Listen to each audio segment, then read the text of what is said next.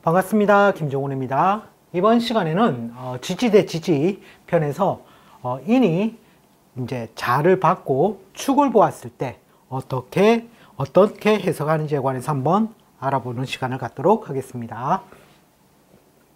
자, 보통 인이 축을 보게 된다는 것은 보통 이제 내가 극을 하는데 음량이 다르기 때문에 육친상 정제로 보통 해석을 많이 합니다.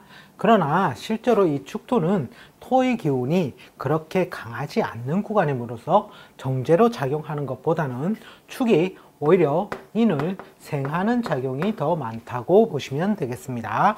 즉 축생인을 한다고 보시면 되겠습니다.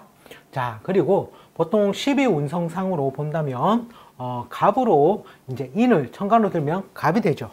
갑이 관대지를 가짐으로 인해서 뭔가 그 모양새가 드러나는 작용력이 있고, 그리고 그 기운이 상승세에 있다는 것을 알 수가 있습니다. 자, 그리고 12신살적으로 따지는 것은 보통 연지에서 따지게 되죠. 즉 인호술띠를 기준으로 해서, 인호술은 병화의 궤적을 가지고 다닙니다. 즉 인호술은 화국을 이루죠. 자, 이렇게 인호술은 화국을 이루는데, 즉 삼업으로 화국을 이루는데, 그것이 12신살로 보면 천살에 해당합니다. 자, 왜냐하면은 이 인에서 장생의 모양, 즉 지살의 모양이 나오기 때문이죠. 그래서 천살이라는 것은 어떻게 본다면 환경적 요인이 굉장히 크게, 오히려 제살보다 더 답답함을 안고 가는 상황이라고 보시면 되겠습니다. 자, 그리고 현대사회에서는 내가 주동적으로 활동을 많이 하므로 개화론적으로 볼 수가 있겠죠. 개화론적으로 본다는 것은 즉 인을 나 자신 스스로를 장성살로서 두고 12신살을 적용해 볼 수가 있다는 것입니다. 즉 인 한 칼 아픈 망신살이 된다는 것이죠. 즉 망신, 구설, 잡음이라든지 송사, 시비 또는 내가 창작물을 발표하는 데는 긍정적이고, 결혼을 안 한 처녀 총각 같은 경우에는 결혼할 운이 들어오는 것도 실제로는 망신운이라는 것입니다. 자, 그리고 만약에 나이가 많으신 분들은 어떻게 되겠습니까? 부끄러운 속사를 내비칠 일이 있다는 것은 병원 갈 일이 생긴다는 뜻도 될 수가 있습니다. 자, 그리고 다른 신살로 보면 과숙살에 듭니다. 자, 상문조객과 보통 고신과숙을 보통 보는데, 고신과숙은 호랩이 과부로 보죠. 그래서 결혼해서 조금 뭔가 안 좋은 점이 있을 수 있다라고 보는데, 실제로는 그 작용력이 크게 작용하지는 않습니다. 상문조객 같은 경우에는 뭔가 육친상, 보통 나의 가까운 육친이 돌아가셨을 때는 좀 해공이 되는 그런 과정도 보입니다. 어쨌든 과숙이라는 신살도 들어온다. 자, 이렇게 보시고 실제 중요한 것은 이거죠. 축이 왔다는 것. 즉 내 팔자의 인을 무기로 쓰는데, 이 소축자가 오게 되면 실제로는 축은 사유축의 궤도를 다니죠.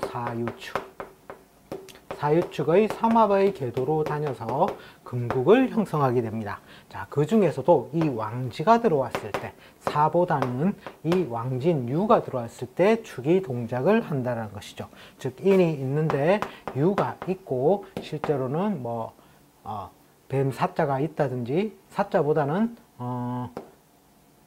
원숭이 신자가 있어서 인신상충 또는 형벌에 관련된 직업 특성을 쓰는데, 이런 식으로 축이 오게 되면 유와 축은 합을 하게 됩니다. 자, 합을 해서 실제로는 이게 강성해졌다가 다시 또 튀어나가는 작용에 의해서 원래 원격 떨어져서 지낼 때 자기의 직업적 특성이 올바랐는데, 자, 이런 합에 의해서 이것이 이제 생략됨으로 인해서 나가버림으로 해서 이것이 붙어서 바로 치는 효과가 나타난다는 것이죠. 자, 그것은 쉽게 말해서 이 신은 실제로 나의 직업적인 훼손도 될 수 있지만, 또 한편으로는 이 평관의 역할이죠. 그래서 명고이박이라든지 또는 충에 의한 해로움, 형에 의한 삭감작용, 이런 것들, 즉 형벌, 수술, 가공에 의한 그런 작용력들이 실제로는 드러나게 된, 사주팔자에서는 드러나서 해석을 해준다는 것입니다. 자, 그리고 이 축은 사유축 외에도 또 한편으로 보면 이 축은 자와 실제로 또 육합을 하게 됩니다. 따라서 이 팔자 내에 자가 있다라든지 했을 때, 예를 들어서 원숭이 신자, 신자로 물이 지어져 있어서 이런 경우 자가 훼손됨으로 인해서 또 어떻게 이 신금이 인을 충하는 그런 작용력, 충과 형의 작용력도 드러나게 된다는 것이죠. 자, 그리고 이 축은 미를 실제로는 충하는 효과가 있습니다. 자, 예를 들어서 팔자 내에 미가 있어서 계속 시름시름 건강이 안 좋은 경우가 있습니다. 자, 인을 천간을 두면 간목이 되죠. 이 간목은 미에 인묘를 하게 됩니다. 자, 이랬을 경우에는 이 축이 오면 미를 날려버리는 동작에 의해서 그래서 실제로는 건강이 좋아지는 경우도 있고 또 한편으로는 다른 직업적인 훼손이죠. 뱀사자가 있다든지 자 이랬을 때 이 미가 충동질하여 날려버리게 되면 어떻게 됩니까? 인사, 형살이 팔자 내에 바로 그대로 드러나는 작용도 있다는 것이죠. 자, 이런 식으로 해서 팔자 내에는 글자 한 글자가 다를 때마다 이 글자가 와서 합과 형이나 축이 왔을 때 또는 이 축은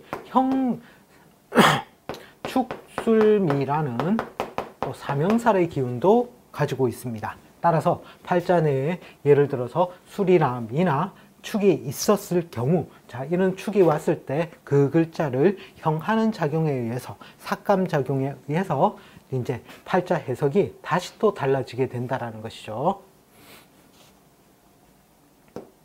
자, 예를 들어서 또 한편으로 보면 이 소축자는 또 정화를 인묘시키게 됩니다. 또 경금을 인묘시키는 작용이 있습니다. 그죠? 그리고 기토를 인묘시키는 작용이 있다라는 것이죠. 즉 천간에 떠 있는 그러한 글자들의 작용력을 또 인묘시키는 글자를 그대로 또 해석해 줘야 된다라는 것입니다. 자, 예를 들어서 이 형사를 만약에 개술자가 있고 또는 뱀사자가 있었다. 사술 원진의 요소는 있지만 어쨌든 내가 음이 강해서 양의 글자를 내 직업적인 특성으로 쓸 때 인과 사 같은 경우에는 형이죠. 형벌에 관련된 직업 특성을 나의 직업으로 삼게 되는데 자, 형벌이라는 것은 형벌, 수술, 가공성인데 이것이 실무라는 것이죠. 실무에 관해서 내가 직장 생활을 하든 나에게 직업으로 삼아서 내가 삼고 직업으로 삼아서 살고 있는데 이런 축이 왔다는 것은 축과 술은 형의 작용이 있다는 것이죠. 즉 형에 의해서 술이 삭감작용이 발생을 하게 됩니다. 즉 삭감작용이라는 것은 훼손이 된다는 것이죠. 그래서 술의 모양새를 그대로 유지하지 못하니 이 뱀사자가 원래 원격하여 있을 때는 나의 직업으로 잘 썼지만 이게 이제 인을 바로 옆에서 때리듯이 형하는 작용이 그대로 나오게 된다는 것이죠. 따라서 형벌에 관련된 거나 또는 수술이나 가공성에 관련된 그러한 일들이 나에게 바로 발생이 되는 운이 있다는 것입니다. 따라서 이런 글자가 없다면 그냥 축으로서 우리가 이런 식으로 정제나 관대나 천살이나 망신이나 과숙살 정도로서 해석을 해줄 수 있고 또 평하거나 좋아진다라고 또 정제를 만나서 좋다라고 해석을 해줄 수도 있겠지만 이 다른 글자들이 있었을 경우에 축이 움직임을 만들게 되면 팔자는 다시 또 다르게 해석 적용이 되어야 된다는 것입니다. 자, 이번 시간에는 지지 대 지지, 인이 축을 보았을 때 어떻게 해석 적용할 것인지에 관해서 한번 알아보았습니다. 시청해 주셔서 감사합니다. 다음 시간에 다시 또 찾아뵙겠습니다.